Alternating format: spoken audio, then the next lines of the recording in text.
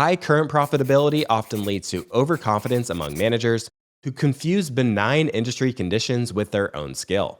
Both investors and managers are engaged in making demand projections, which have a wide margin of error and are prone to systemic biases. In good times, the demand forecasts tend to be too optimistic, and in bad times, overly pessimistic. High profitability loosens capital discipline, and when returns are high, companies are inclined to boost capital spending. Competitors follow suit, perhaps because they're equally hubristic, or maybe they just don't want to lose market share. And remember that most CEOs are incentivized to grow their business, so they have little reason not to invest when the future looks bright.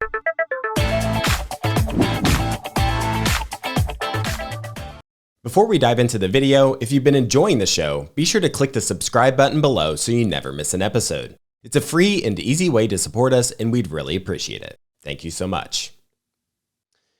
Welcome to the Investors Podcast. I'm your host, Clay Finck. On today's episode, I'll be chatting about what I learned from reading Capital Returns by Edward Chancellor. Chancellor is the author of several investing books, including The Price of Time and Devil Take the Hindmost, and he put together Capital Returns with the help of Marathon Asset Management, as the book contains a collection of reports written by investment professionals at Marathon, which is a firm based in London that manages over $50 billion in assets. We live in a world where asset bubbles and busts of epic proportions seem to just never go away. As economists, policymakers, central bankers, and many people in the financial world are blindsided by them, losing a substantial amount of their hard-earned capital. While economists argue that bubbles can only be spotted after they burst, Marathon Asset Management has developed a relatively simple method for identifying and potentially avoiding them. The core of their thesis is to simply follow the money. High returns tend to attract capital just as low returns repel it. As a result, they believe that the resulting ebb and flow of capital affects the competitive environment of industries in often predictable ways. This is what Marathon refers to as the capital cycle. Bubbles tend to attract a splurge of capital spending, leading to excess investment. Excess investment drives down returns and leads inexorably to a bust. Marathon believes that investors are better off avoiding sectors where investment spending is unduly elevated and competition is fierce, and venture into territories where CapEx is depressed, competitive conditions are more favorable, and as a result, prospective returns are higher. This capital cycle strategy encourages investors to achieve superior returns either by investing in industries where capital has been taken out or in a business that has strong barriers to entry, preventing competition from entering and driving down business returns. Investing with managers who are able to sensibly navigate the capital cycle is absolutely critical. The best managers understand the capital cycle as it operates in their industries and don't lose their heads in the good times. Chancellor opens up the book by explaining how the capital cycle works in much greater detail. Let's imagine we have a widget manufacturer called Macro Industries. The firm's doing well, and its returns exceed their cost of capital. The firm's CEO has recently been featured on the front cover of Fortune magazine. His stock options are in the money, and his wife no longer complains about being married to a boring industrialist. Of the 9 investment banking analysts who cover the stock, 7 have buy recommendations and 2 have holds. The shares trade at around a PE of 14, which is below the broader market average, and the stock is held by several well-known value investors.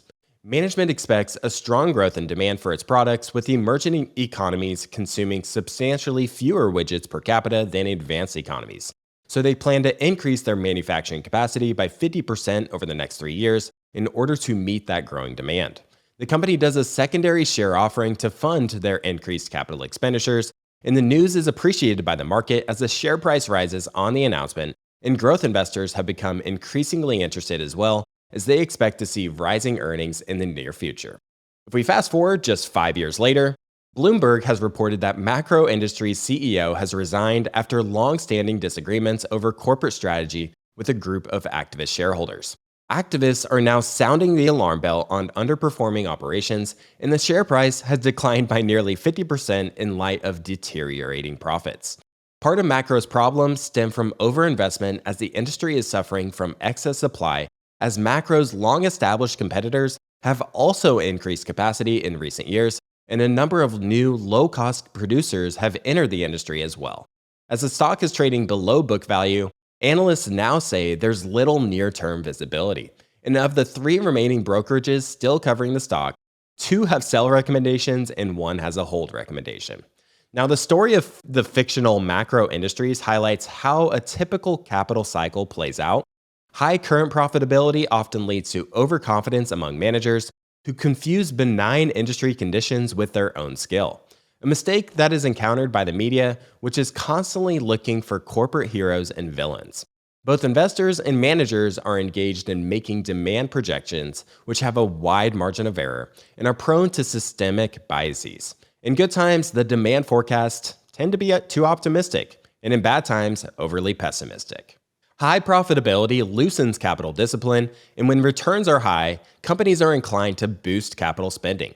Competitors follow suit, perhaps because they're equally hubristic, or maybe they just don't want to lose market share.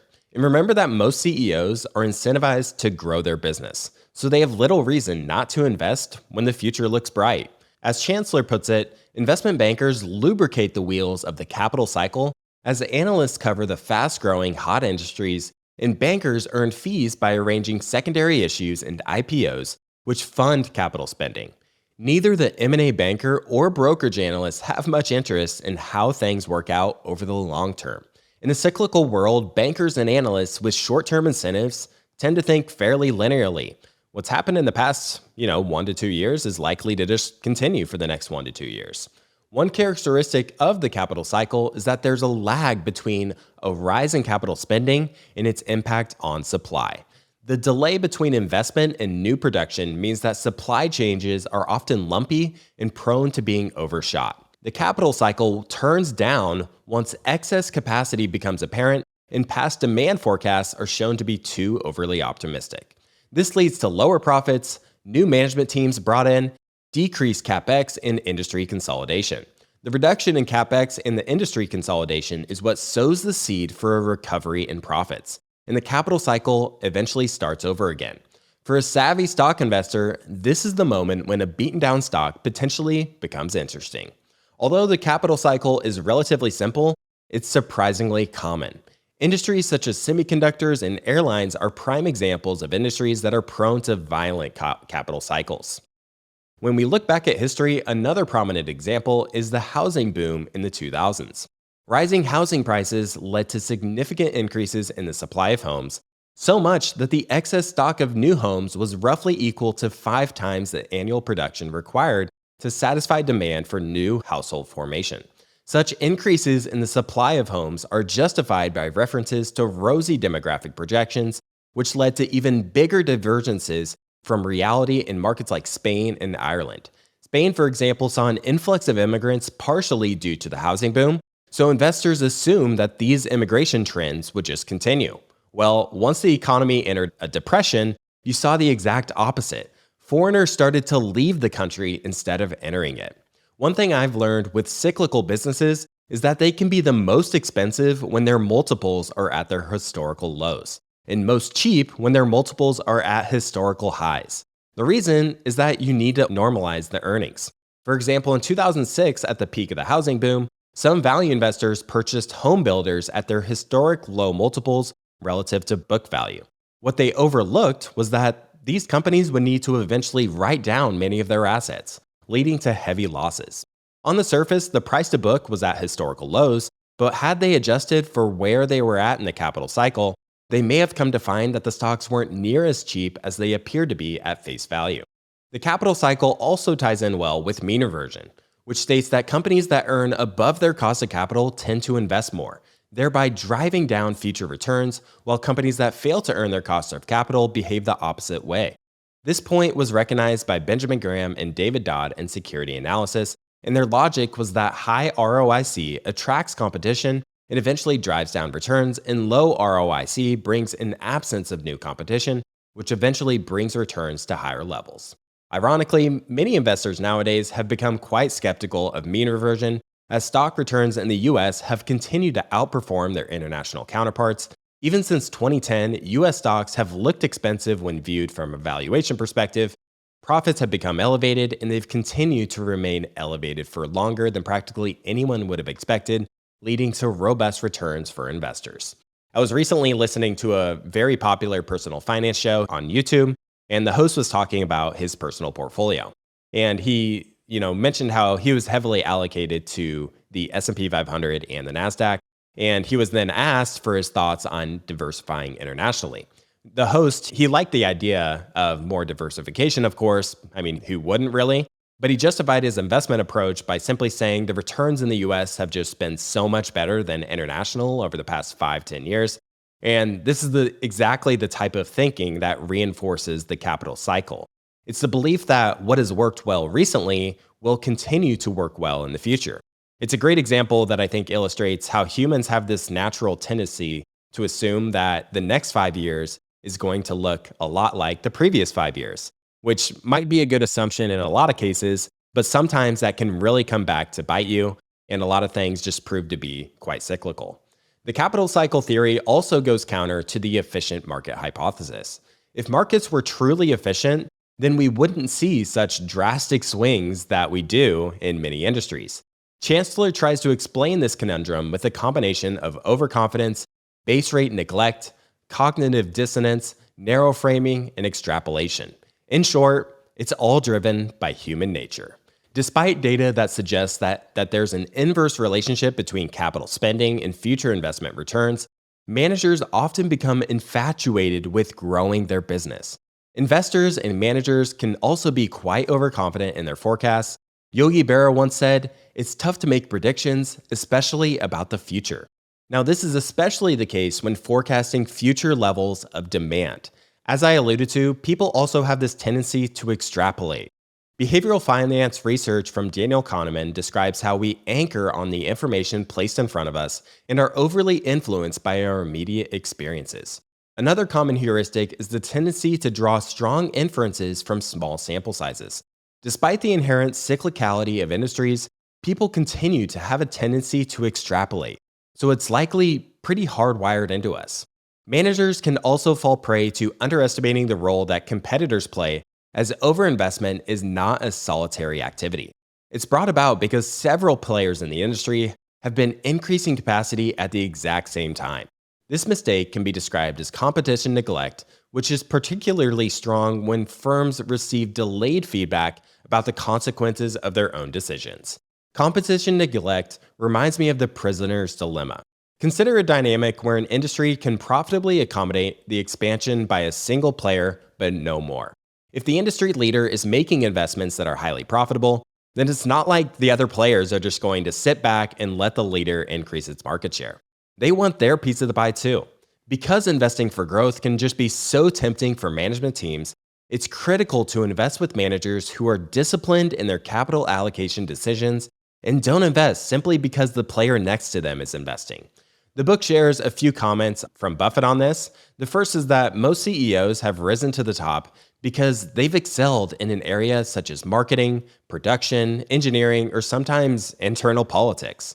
So they may really not have the capital allocation skills required of managers.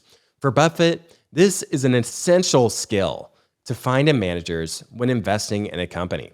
Buffett also shared that for a company that retains earnings equal to 10% of the market value, then over the next 10 years, the CEO will have been responsible for more than 60% of all capital at work in that business. Marathon's investment approach is to look for investment opportunities among both quote-unquote value and growth stocks, looking for mispricings in both when their view differs from that of the market. For a value stock, the bet is that profits will rebound more quickly than expected, and for a growth stock, the bet is that profits will remain elevated for longer than the market expects. While most investors spend the bulk of their time trying to forecast future demand for the companies they follow, Marathon chooses to focus on supply. The reason is that long-term demand projections are likely to result in large forecasting errors. Supply forecasts are far less uncertain than demand, and thus easier for them to forecast. Because most investors spend their time thinking about demand conditions in an industry, stock prices often fail to anticipate negative supply shocks. The aim of the capital cycle analysis is to spot increasing supply in advance of the market. New entrants noisily trumpet their arrival in an industry. A flurry of IPOs concentrated in a hot sector is a red flag. Secondary share issuances and increasing debt is another. Marathon is wary of what investment bankers are saying, as their main economic function is to supply capital to businesses so they can earn generous fees. They pay little attention to the capital cycle and instead spend their time trying to forecast next quarter's earnings and occasionally helping their banker colleagues market a new share issuance. Rarely is an investment banker going to share findings that a popular industry is heading for a fall or that an unpopular one is due to prosper. One of the most difficult parts of investing in a cyclical industry is remaining patient, as it takes a long time for an industry's capital cycle to play out. For example, the Nasdaq started reaching lofty valuations in 1995, yet it wasn't until the spring of 2000 that the dot-com bubble finally burst. So now that we've described the capital cycle at a high level, the book gets into a number of different topics in greater detail, including industry case studies, previous investments Marathon has made, great managers Marathon has encountered, how policymakers can impact capital cycles, and much more. In May of 2006, Marathon released their piece titled, "This Time's No Different, High Commodity Prices Are Eliciting a Supply-Side Response." In the years leading up to the spring of 2006, commodity prices were taking off. Copper had increased by six-fold since the end of 2001, and the prices of a number of other metals such as iron ore, zinc, aluminum, and gold were also rapidly increasing. Part of the reason for the price increases was the demand coming from emerging markets like China and India. These economies were experiencing rapid growth and needed these necessary inputs to help fuel their rise. Supply of these commodities was tight as a result of underinvestment in the mid to late 1990s, and many were calling for a commodity supercycle, making the case that the rise in commodity prices was just beginning.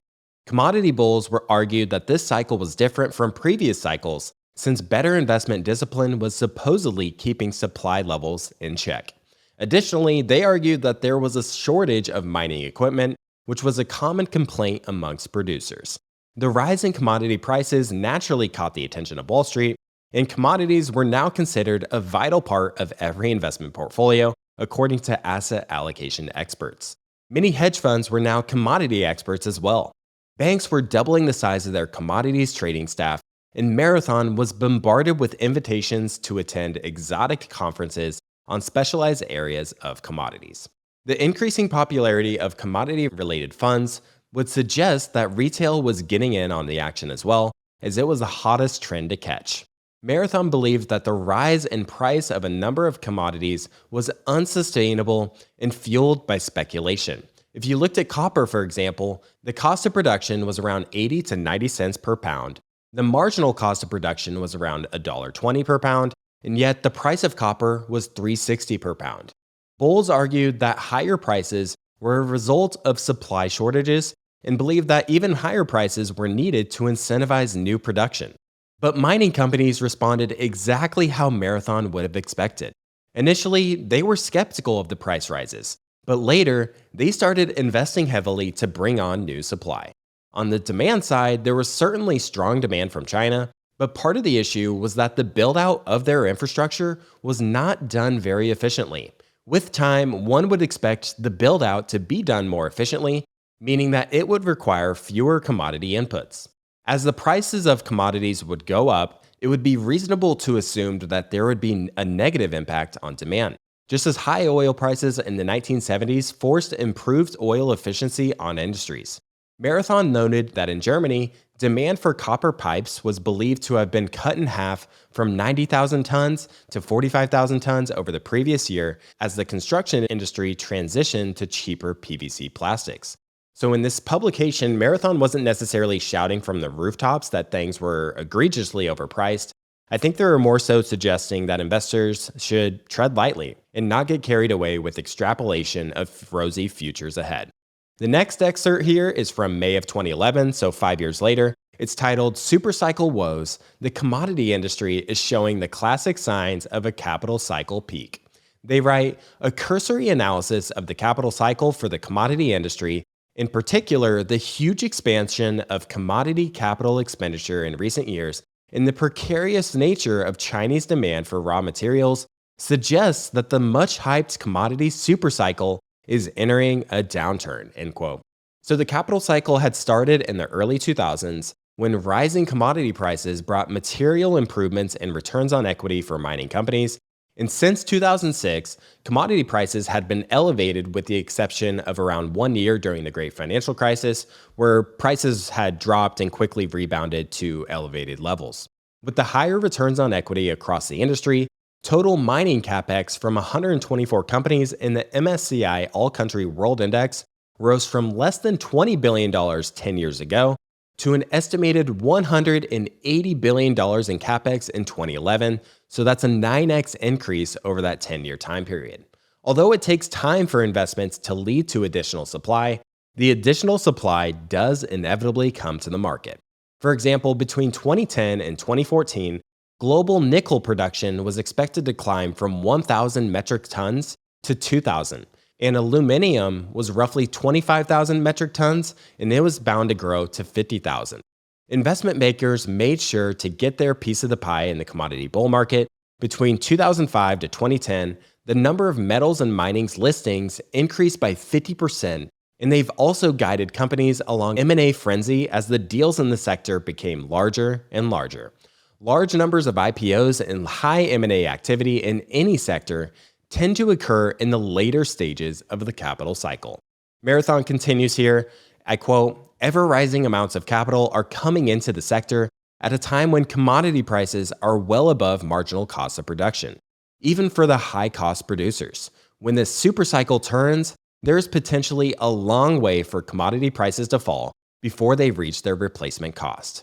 This could pose a problem for benchmark-hugging investors, since the metals and mining sector, up more than 3 times in its 1999 low, is currently close to its all-time high as a share of the FTSE World Index," end quote. So those that were claiming that a new paradigm for commodities was here pointed to the continued rise of China as they were consuming around half the global production of iron ore, nickel, copper, and zinc, which in Marathon's view was not sustainable due to much of that capital spend being wasted. The Chinese industrial sector's return on net operating assets was quite low, and it continued to trend downwards. Some industrial industries were seeing capex levels at over 100% of operating cash flow, and they were over-indebted, meaning that a continued rise in investments from these industries was highly unlikely. They close out the publication with, "To our minds, all this clear evidence that the current chapter in the commodity story appears much closer to its conclusion than the beginning." Then later in February of 2012 in a publication, they had this quote that I just loved. "In the energy markets, as elsewhere, there is no cure for high prices like high prices," end quote. Hey everybody, real quick, I wanted to tell you about a very special event that TIP will be hosting here in late September 2025. We'll be hosting the Investors Podcast Summit in the breathtaking mountains of Big Sky, Montana, to bring together like-minded people and enjoy great company in one of the most beautiful settings here in the United States. While this could be considered an investment conference, it's likely much different than most investment conferences you've ever been to. Our goal is to create an unforgettable experience for our attendees and help them develop meaningful relationships with like-minded members of our audience that will last a lifetime. And what better place to do that than in the serenity of the mountains? We're inviting a select group of 25 attendees who are listeners of this show, many of which will be entrepreneurs, private investors, and investment professionals. To learn more about this unforgettable experience, you can go to our website at theinvestorspodcast.com/summit. That's theinvestorspodcast.com/summit, or you can simply click the link in the description below. If you enjoy excellent breakdowns on individual stocks, then you need to check out the Intrinsic Value podcast hosted by Sean O'Malley and Daniel Monka. Each week, Sean and Daniel do in-depth analysis on a company's business model and competitive advantages, and in real time, they build out the intrinsic value portfolio for you to follow along as they search for value in the market. So far, they've done analysis on great businesses like John Deere, Ulta Beauty, AutoZone, and Airbnb, and I recommend starting with the episode on Nintendo, the global powerhouse in gaming. It's rare to find a show that consistently publishes high-quality, comprehensive deep dives that cover all of the aspects of a business from an investment perspective. Go follow the Intrinsic Value podcast on your favorite podcasting app and discover the next stock to add to your portfolio or watch list. Now, this is one of the beauties of capitalism. A high price for a good or service signals to the market that it's highly valuable to many consumers, and high prices tend to reduce demand because less people are willing to pay such prices, or they will consume less of that good. If gas prices are high, for example, then some people will maybe do less traveling or just drive less in general. At the same time, high prices also incentivize more supply to be brought to the market to fulfill that demand. Oil might not be economical to produce at, say, $60 a barrel, but it might be very economical to produce at $120 a barrel. In this case, Marathon was right in 2011 that commodity prices were near their cycle top. Copper was over $4 per pound in early 2011, and it would decline until early 2016 at around $2 per pound. Similarly, nickel fell by nearly 70%, and oil would fall by over 60% over that same time period. Next, Chancellor shares a case study of a Scandinavian wind turbine maker that experienced the ups and downs of the capital cycle. From a high level, Marathon looks to invest in two phases of an industry's capital cycle. First is the company that earns high returns, and Marathon believes will continue to earn high returns for longer than the market expects. In other words, it's when a good company is able to resist becoming a mediocre company. This can be referred to as a quote-unquote growth stock. In this situation, a mispricing might be present due to an underestimation of the durability of the barriers to entry, an underappreciation of the scale and scope of the addressable market, or management's capital allocation skills are being overlooked. The second type of investment comes from a quote-unquote value investment, or from the value universe. In this case, the aim is to find companies whose improvement potential is generally underestimated. In this case, mispricings often stem from the market misjudging the beneficial effects of reduced competition as weaker firms disappear. Alternatively, an unruly oligopoly may tire excess competition and enjoy an outbreak of peaceful cooperation. The turn in the capital cycle often occurs during periods of maximum pessimism as the weakest competitor throws in the towel at the point of extreme stress. While many investors stay away from industries with low returns on invested capital, companies like Marathon look for opportunities in such industries, which brings us to Vestas Wind Systems, the wind turbine maker. Marathon invested in this company in 2003 when it was suffering from a temporarily weak US market due to a change in tax incentives. Vestas would go on to acquire a local rival, and the demand for wind turbines recovered. The share price of Vestas from the trough in 2003 to the peak in 2008 would go on to increase by over 40 times. But the good news would not last. With the emergence of the Great Financial Crisis, wind farm projects around the world hit their peak, and by 2012, Vestas' share price would decline to levels even below where it was in 2003, just 9 years earlier, so it would decline by 96% from the peak in 2008. Now, this case study helps illustrate that Mr. Market's mood swings can be quite dramatic, both on the upside and the downside, especially in some of these cyclical industries. And this can give investors the potential opportunity to profit both when the stock is quite undervalued and when it's quite overvalued. In Chapter 2, titled Value and Growth, Chancellor shares a number of excellent publications on labels, the merits of long-term investing, how conflicts of interest can play to an investor's advantage, and digital moats. I think this talk of value versus growth also ties in well with Marathon's comments on labels.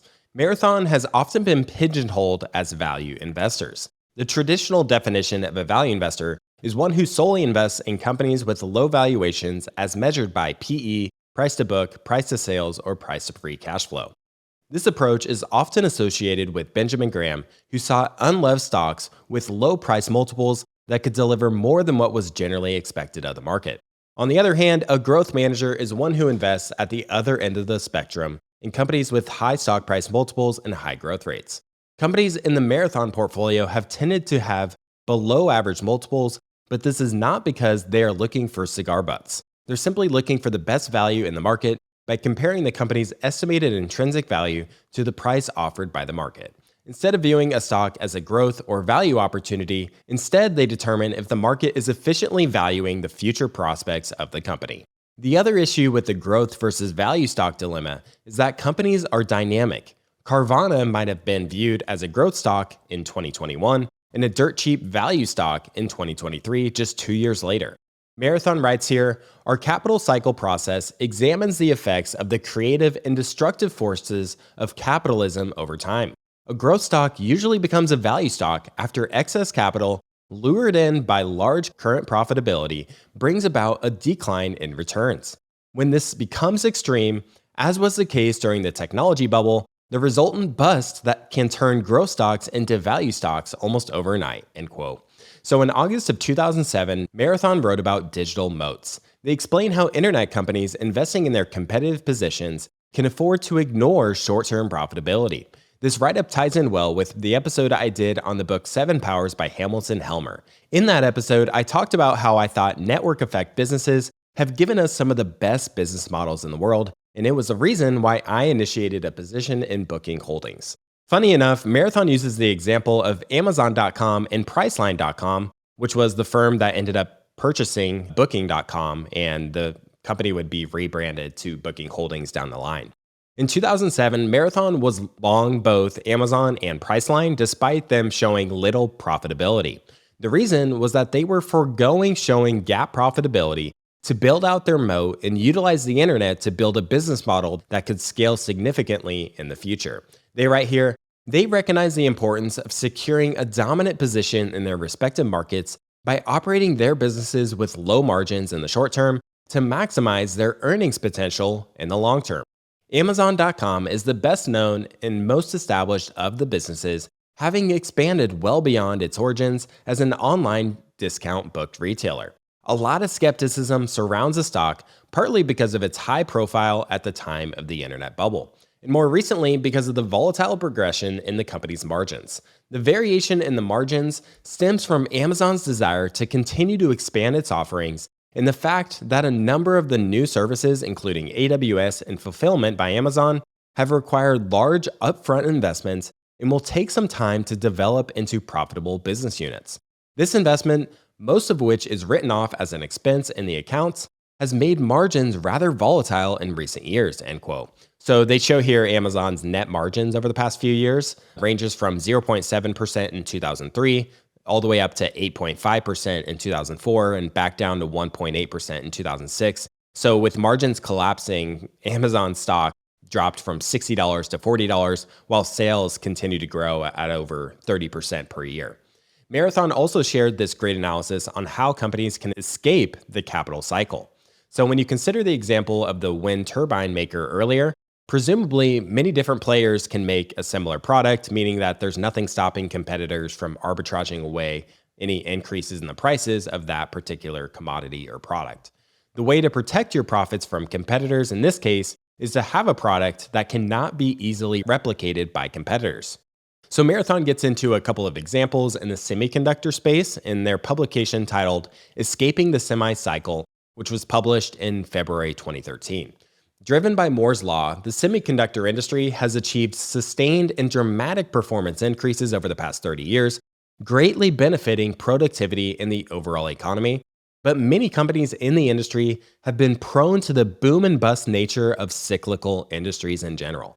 While the history of the semiconductor industry provides a classic example of the capital cycle, there are companies operating in niches of the industry that have delivered excellent long-term returns for shareholders. The two they outline here in the book here is both US-based companies. You have Analog Devices and Linear Technology. So at the time of writing, the semiconductor industry could have been broken down into analog semiconductors and digital semiconductors, with analog semiconductors making up around 15% of the overall market. Analog semis bridge the gap between the real world and the electronic world. You can think about the physical technologies that would go in mobile phones, automobiles, or the industrial economy. This is in contrast to the digital semis, which operate predominantly in the purely digital world of binary code. Analog Devices operated in the analog sector and has consistently generated high margins over many years, even in the most distressed environments. From 2000 to 2012, gross margins averaged 60% and operating margins averaged 25%. Additionally, it was a relatively capital-light business model as just 4% of sales were allocated to CapEx spending. This has helped enable over 100% of net income to convert over to free cash flows. Linear technology has displayed even stronger economics as they commanded an operating margin of around 50%. They have a capex to sales ratio of just 5% and an average revenue growth of 14% per year since 1990. How have these companies generated such high returns, and to what extent are those returns sustainable? The answer lies in understanding the supply side of the industry, which relates to the specifics of the production process, market structure, competitive dynamics, and pricing power. The real world is far more complex than a digital one, which makes the product design required to capture it more complex and heterogeneous. This means that product differentiation of analog semiconductors is higher, and company-specific intellectual property is much more important.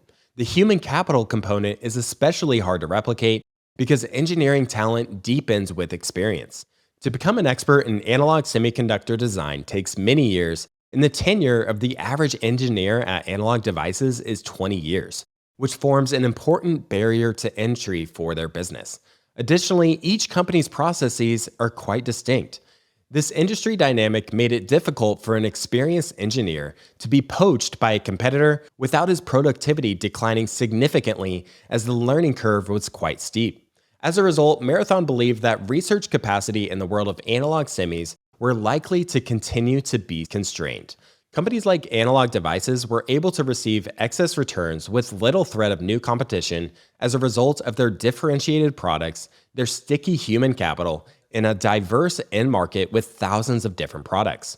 What also helped with their pricing power was that the analog semiconductor chips plays a critical role in the product for their customers, but it represented a very small portion of the overall cost of materials, and there were high switching costs. Once a process was in place to integrate the analog chips, there was little incentive to try out a competitor that was slightly cheaper or brought more benefits. This oftentimes gave them a product life cycle of 10 years or more, essentially giving them a high level of recurring revenue. Since the manufacturing processes were much less standardized than most tech components, Analog Devices was protected from the destructive force of the capital cycle that has wreaked havoc in the digital semiconductor industry. And to top it off, Marathon believed that Analog Devices' management team was shareholder-friendly and good capital allocators. Now, this publication was from February 2013, and shares of Analog Devices have performed pretty well ever since, outperforming the broader market, and just by happenstance, Analog Devices would go on to purchase Linear Technology for around $15 billion. In Chapter 3, we get into the critical role that management plays in Marathon's publication titled Cyclical Missteps. They get into how management can fall into the trap of having the tendency to maintain herd-like behavior. Following the steps, they get into how management can fall into the trap of having this tendency to maintain herd-like behavior, following the steps that their competitors are taking. After the wake of the great financial crisis, Marathon was surprised to look back and see just how many companies were buying back shares at cycle peaks, only to raise fresh capital at the trough of the crisis. Too often, when one company decides that buybacks are the thing to do, then competitors are going to play that game too. By the same token, equity issuance often appears at the same time among multiple companies in the same industry. One reason they act together is that no company wants to see competitors gain a funding advantage. These points tie in well to Will Thorndike's book, The Outsiders, which outlines exceptional managers who have the courage to buck the institutional imperative and allocate capital to the benefit of shareholders instead of simply doing whatever their competitors are doing. Oftentimes, it's best to partner with managers who invest counter-cyclically, potentially slowing down or putting the brakes on their investments when the market is hot and prices are rising rapidly, and taking advantage of a crisis by reinvesting in the business while their competitors are caught off guard, or buying back shares when the stock is trading below its intrinsic value.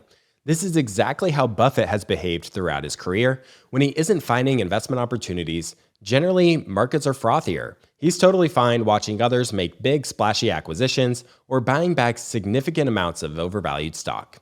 When the crisis hits, he's able to deploy large amounts of capital while others are desperate to raise at inopportune times. We've talked a lot about aligning incentives here on the show, and Marathon agrees that the best way to get managers to think like owners is for them to actually be owners. Marathon has found an increasing number of compensation structures that are linked to EPS growth and total shareholder returns.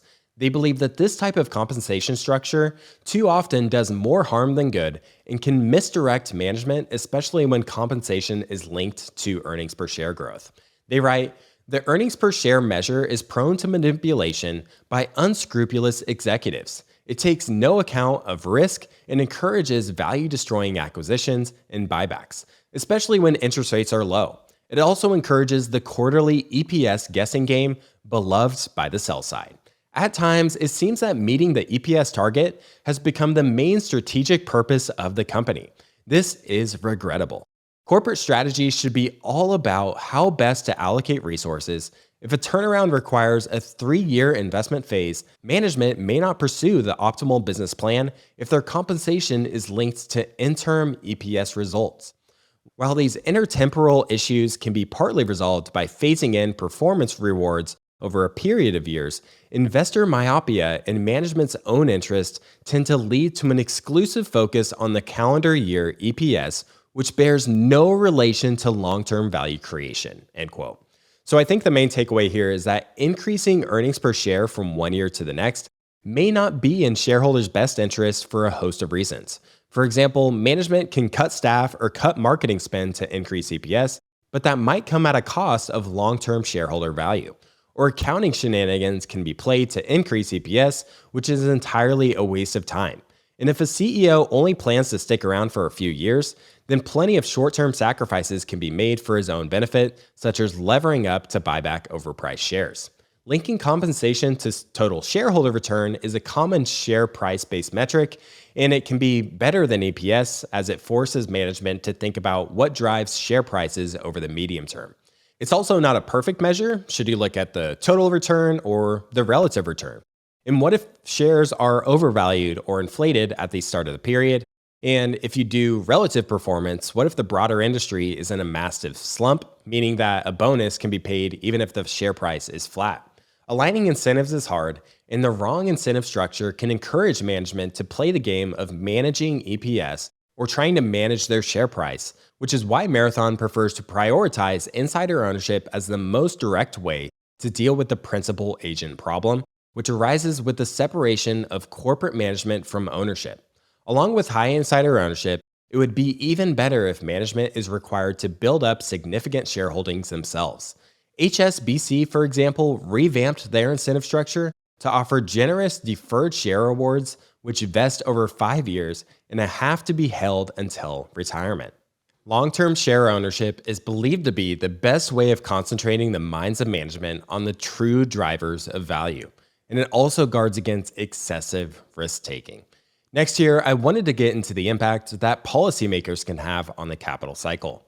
In 2012, Marathon uncovered how low interest rates were slowing the process of creative destruction, which is a key variable in the capital cycle. They wrote that 10% of British businesses are zombie companies, which are kept alive by ultra-loose monetary policy and the reluctance of lenders to write off bad loans. And the Bank of England suggested that 5 to 7% of outstanding mortgage debt was in various forms of forbearance. The global economy experienced a credit boom in the 2000s, and without proper creative destruction, the economy will have pockets that haven't been purged of inefficient capital allocation. This is particularly apparent in more capital-intensive and cyclical industries. When credit was cheap and animal spirits were unleashed, the desire to push for new capital projects was hard to resist, particularly when peers were engaged in the same race and the stock market was rewarding growth. Unfortunately, such malinvestments as were made during the boom times have proved hard to eradicate in a period when interest rates have remained low, banks have been reluctant to call in bad debts to avoid losses, and politicians across the Eurozone have done their utmost to prevent unemployment from moving higher. To Marathon, the European auto industry was the poster child of this failure, which appeared incapable of reducing its capacity despite weak demand and dwindling exports to emerging markets, which have been busy boosting their own car production. One French car maker traded at a tenth of book value while refusing to shut down their plants due to political resistance. Politicians have a better shot at re-election if they promise that manufacturing jobs will be kept. Most people would believe that this is a good thing, as manufacturing jobs are a sign of a strong and stable economy, ignoring the implications of the potential for malinvestment. From a capital cycle perspective, the time to buy cheap assets is of course near the trough of the cycle after stock valuations have fallen to a fraction of replacement costs, and a path opens up for dealing with excess capacity. The first condition was close to being met in some industries in 2012, but the prospect for the second appeared dim because there were few bankruptcies and little industry consolidation to allow for the supply side to get back to normalized levels. The main lesson is that low interest rates run the risk of allowing zombie companies to stay alive, leading to malinvestment and a waste of resources across the economy. As a result, Marathon preferred to stick with investing in good businesses with high returns on equity that were tarnished by overall market pessimism. Although their valuations were at a premium to the less profitable businesses, their potential to deliver shareholder value appeared more promising. One mistake that Marathon has made in analyzing the capital cycle is the impact of new technologies. The internet wreaked havoc on industries like music, newspapers, book retailing, and travel agencies. All of the pieces might be in place in terms of industry and supply side consolidation, but it still may prove to not be enough or the investment not be at the right time due to a secular decline in demand. Blockbuster might see their stock fall by 90%, but that alone does not prevent it from continuing the fall with the rise of Netflix. So in 2013, Marathon wrote, "In recent years, capital cycle analysis has been more useful at picking stocks in companies which can maintain high returns than in finding opportunities among bombed out industries recovering or not from a supply side restructuring. For the former, the investment case rests on whether competing capital can enter the sector and boost supply, eventually driving down industry returns." And then a bit later here, in short, the great strength of the capital cycle approach lies in its adaptability. The basic insight does not change. Namely, both high and low returns are likely to revert to the mean as valuation influences corporate behavior and brings about shifts in the supply side. In Marathon's early years, our discipline was focused on finding stocks where the supply conditions were changing. More recently, the emphasis has shifted to identifying sectors and companies where the forces of capitalism are blunted and the process of mean reversion is drawn out, end quote.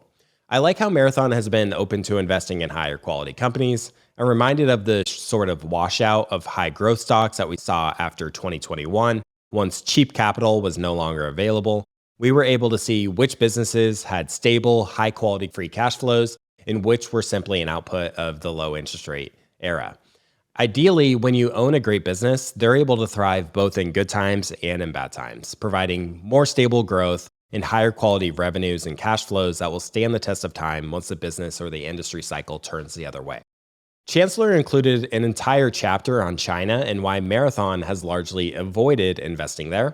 First is that many companies in China are state-controlled, and as a result, the efficiency of capital allocation in the interest of outside shareholders, which are oftentimes foreigners, it tends to be subordinate to the state's policy objectives. This capital misallocation and malinvestments as a result of low interest rates has largely kept firms like Marathon from investing in China. They also point to the disappointing returns for shareholders of Chinese equities despite strong economic growth. For example, the Shenzhen Component Index, which includes 500 of the largest and most liquid stocks in China, is essentially flat or slightly down over the past 10 to 15 years, depending on what exact time frame you're looking at. So there are 6 publications here from Marathon related to China, a couple of which I'll touch on here. So in November of 2003, they wrote a piece titled "Dressed to Impress: Investors Transfixed by China's Growth Prospects Are Buying Flaky Businesses." Marathon has long been critical of shady practices used by Chinese companies to dupe investors into forking over their money, especially around the time of their IPO. For example, a company called China Telecom appeared cheap with a 4% dividend yield and a 12% free cash flow yield. However, the telecommunications sector regulator had just raised the cost of completing a Hong Kong originated or international telephone call by a factor of 8. And that alone added 12% to the company's profits per share. While some might view government support as a positive, Marathon viewed the overreaching government intervention as earnings manipulation and disadvantageous to shareholders. Additionally, Beijing had made life tougher for other companies like China Mobile and PetroChina within months of significant capital raisings for this company. So unfortunately, businesses like China Telecom depended on the kindness of the government in order to maintain profitability. So in Marathon's view, the intrinsic value was just entirely uncertain to them, making an investment in the company just pure speculation. They write here in their piece titled Oriental Tricks, earnings manipulation around Chinese IPOs is the norm. Research published by Credit Suisse points out that nearly every mainland listed company saw its return on capital peak in the year before listing. The investment bank also found that Hong Kong listed Chinese companies saw their net income margins fall by an average of 40% in the 4 years after listing, with returns on capital sinking in tandem. As the investment audience is obsessed with China's macroeconomic story, this analysis is likely to fall on deaf ears. A recent survey by the Hong Kong Stock Exchange shows the remarkable complacency of foreign fund managers about the quality of Chinese IPOs. The majority of respondents saw the financial performance of Chinese businesses as, quote, acceptable or better, while only 10% thought that shareholder rights were widely being abused. While such attitude prevail, we should expect the quality of Chinese listings to remain low, if not deteriorate, end quote. So to tie in the capital cycle here, Marathon sees the government's push for growth, the very low interest rate environment, and the availability of cheap capital. It's resulted in supply-side excesses. From a broad level, this leads to deteriorating business returns, which translates to poor returns for shareholders. So that's all I really wanted to touch on from the book Capital Returns. I wanted to briefly transition here to share some lessons from Gautam Bade's book, The Joys of Compounding. This book is an excellent resource for all value investors, and one of the great chapters in the book, it's chapter 20, it's titled Investing in Commodity and Cyclical Stocks is all about the capital cycle, which I'll be touching on here. So while some of the best quality companies consistently grow their intrinsic value by, say, 12, 15, 20% per year, there's still some potential room for investing in commodities and cyclicals because of how violent the upswings can be in share prices. It can bring potential multi-baggers in the span of just 1 to 2 years. So The Joys of Compounding, it's one of my favorite value investing books, and Gautam really opened my eyes to the potential of cyclicals in this chapter. The book overall, it draws on some insights from, countless excellent books in the value investing space or in the investing space in general. And it's easy to see that Gautam himself was highly influenced by Chancellor's book, Capital Returns. So Gautam shares that when investing in commodities and cyclicals, you want to look for industries that are in a major down cycle and are starved for capital. So in a major down cycle, you're not going to see many of the red flags associated with the peak of the cycle. During the peak of the cycle, you're going to see things like high levels of IPOs and debt issuance, growing levels of industry coverage by analysts, high levels of capital investment in the industry, and sharp growth in assets, share count, and profitability. Another great thing about commodities and cyclicals is that for some industries, the cycles can last for many years. So this can give a lot of investors plenty of time to monitor it and validate where they're at in the cycle. So if you look at industries like sugar and steel, for example, you can enter the cycle even a bit late and still make pretty good returns during the upswing of the cycle. One of the things that Gautam looks out for in the bottoming process of the cycle is when companies have a big earnings miss and shares in the commodity or cyclical stock, they actually go up because the sentiment was just so bad that it was just, practically priced for bankruptcy at that point. And this is a sign of a company or an industry bottoming out because sentiment just has gotten as bad as it can possibly get. Gautam shared his own early experiences investing in commodities, and it was a bit counter to his typical investment approach of buying secular growth stocks. He was studying the graphite electrode industry in India, which is a material made from graphite that is essentially in the steelmaking process. In 2017, the industry prospects were looking strong, and Gautam saw a path to huge potential profits for investors during the upswing to come. He was looking at 2 companies at the time. We had Graphite India and HEG, and he ended up investing in Graphite India because of its superior balance sheet, larger capacity, and more efficiently run operation, bringing in higher profits. But to his surprise, as the industry prospects improved, shares of Graphite India were down while HEG had increased by almost 50%. What he realized was that during an industry upswing, the well-run, low-cost producers don't generate the higher returns. It's the higher cost producers because they show a higher percentage gain in profitability as the commodity price rises. A rising tide lifts all boats, and those that are beaten down the most likely have the biggest gains ahead. It's much easier to go from, say, a 5% profit margin to 10% than it is to go from a 20% profit margin to 40%. What Gotham also missed was that HEG's promoters, which I sort of interpret as the insiders here, they were buying shares from the open market in 2017, which can be a good method to identifying a turning point to an industry's fortunes. After going down the rabbit hole and understanding all of the industry dynamics, he saw a huge opportunity by shifting his capital to HEG even after its big rise in share price. He shares a Munger quote here in the book that relates to betting big on your best ideas. A few major opportunities will usually come to one who's continuously searching and waits with a curious mind. And then all that's required is a willingness to bet heavily when the odds are extremely favorable, using resources available as a result of prudence and patience in the past, end quote. So just before the end of 2017, Gotham believed that a severe supply deficit was expected to persist for a long time, which would be beneficial for the producers. The Indian government had also announced plans to impose an export duty on graphite electrodes in India, and this had sent up shares of HEG up by 270% in less than 5 months, and he exited his position as he believed that the shares were more fairly priced, locking in his profits knowing that commodity stocks aren't something you want to hold for the long run. Then just a few weeks later, he came across a news report that graphite electrodes were being sold in India for over $14,000 per metric ton, and that the supply situation was becoming even tighter. This came as a surprise as he had assumed that fair prices were around $10,000 per metric ton. After realizing that the stock was still far undervalued, Gotham re-entered the position with half the allocation he had at the time he exited, capturing another 60% gain in the weeks that followed, giving him a total profit of more than 350%. There were many lessons to be drawn from such a transition to investing in commodities and cyclicals.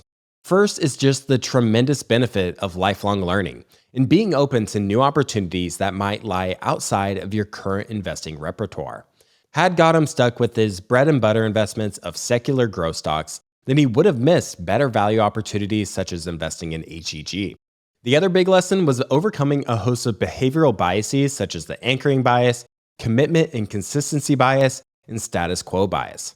Had he exited thinking he was a genius for locking in a profit, then he might not have been open-minded when he discovered new information that might have suggested that the stock was still undervalued. As John Maynard Keynes said, "When the facts change, I change my mind. What do you do, sir?"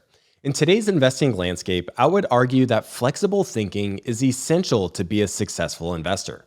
Flexible thinking is the ability to keep an open mind when encountering new facts or situations and being adaptive to changing a viewpoint from previously held thoughts or beliefs, however strongly held those beliefs are. In building Berkshire, Munger has said that there has never been a master plan. He and Buffett were always taking in new information and being willing to change their opinion when warranted. Scott Fearson wrote in his book, Dead Companies Walking, I quote, "Failure terrifies people. They'll do whatever they have to do to downplay it, wish it away, and just plain pretend it does not exist. Most of the time, they'll go on living in denial long after the truth of their predicament becomes obvious," end quote. Munger's also known for saying, I quote, "I think that one should recognize reality even when one doesn't like it. Indeed, especially when one doesn't like it," end quote. I've seen a number of times when an investor finds himself holding a losing stock, and he finds ways to justify holding onto it, even when the facts are telling him that they should probably move on. When your investment thesis continues to change as you're holding onto the stock, then it's probably best to move on and overcome such aversion to losses. Most stocks end up underperforming the market and losing money, and it's important to recognize that reality when you find yourself holding a loser. Unpleasant facts don't cease to exist just because they're ignored. Gotham writes here in his book, "Good investing requires a peculiar balance between conviction to follow your ideas and the flexibility to recognize when you've made a mistake. You need to believe in something, but at the same time, you need to recognize that you will be wrong a considerable number of times over the course of your investing career. The balance between confidence and humility is best learned through extensive experience and mistakes. Always respect the person on the other side of the trade and ask yourself, why does he or she want to buy or sell? What does he or she know that I don't? You must be intellectually honest with yourself at all times. End quote. One thing that Munger did really well to help keep himself rational was to understand the opposite side of an argument better than the person holding that argument does. Your opinion is more credible when you can also clearly articulate the contrary view, and this way of thinking is quite unnatural to our biological hardwiring since we tend to look for evidence that confirms our existing beliefs. Related to this, I think one of the things that the best investors get right is thinking probabilistically. They aren't only thinking of the potential upside, they're also considering the chance and the potential magnitude of the downside as well. To help with probabilistic thinking, I think there needs to be a really good understanding of history and how that plays into the investments that you're analyzing today. With some investments, you might read a stock pitch with a good story that seems really compelling, but it might overlook the base rates of success for such an investment. Or if this company is successful, it might overlook the downstream impact of competition coming into the market and dragging down the business's returns. And taking base rates into account helps keep one's initial enthusiasm after learning about an exciting story. Another mistake I see is investors sitting on the sidelines because they believe that the market is overvalued. Sitting on the sidelines in cash because one believes that a market crash is coming, in my opinion, is really a fool's errand.